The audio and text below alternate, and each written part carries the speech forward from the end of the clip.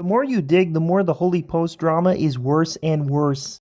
After Christian Taylor was abruptly and randomly and unceremoniously fired, people started asking questions, and it's been very revealing. After being a part of the show since 2012 and very beloved by the audience, they randomly threw this announcement in before an interview. Over the years, Christian has brought a lot of heart and laughter to the show. She's brought empathy and great questions. Besides the abrupt nature of it and the fact that it has no timestamp and she doesn't get to say goodbye, this starts off pretty nice. Now he's just gotta say, we've decided to part ways or something. Unfortunately, it's become clear to Sky and me that maintaining both a personal friendship and business relationship with Christian has become too challenging. So, in the hope of maintaining our personal friendships with Christian, Sky and I have made the hard decision to end our business relationship with her.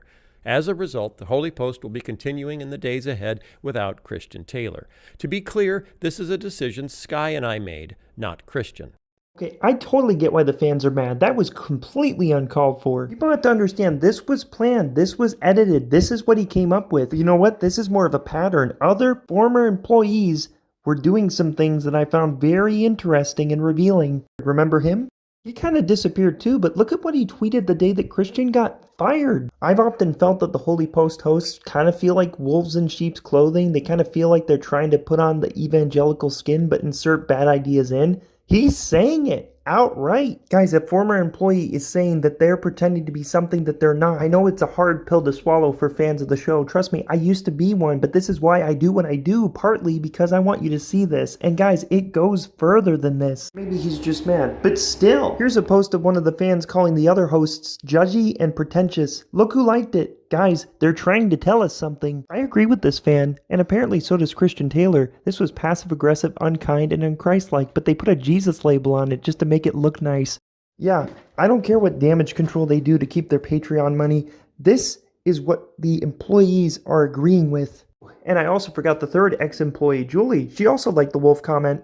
The two of them got together in solidarity to support her in this really difficult time. Good job, guys. And Phil finally breaks the silence when his pocketbook is threatened and a fan calls him out. He basically says, Christian is the only one that can talk. Remember, fans are starting to notice these things too. People were rightly pointing out that Christian Taylor was relatable and that the rest of them kind of come across as smug and elitist and, to use the words that were used earlier, wolves in sheep's clothing.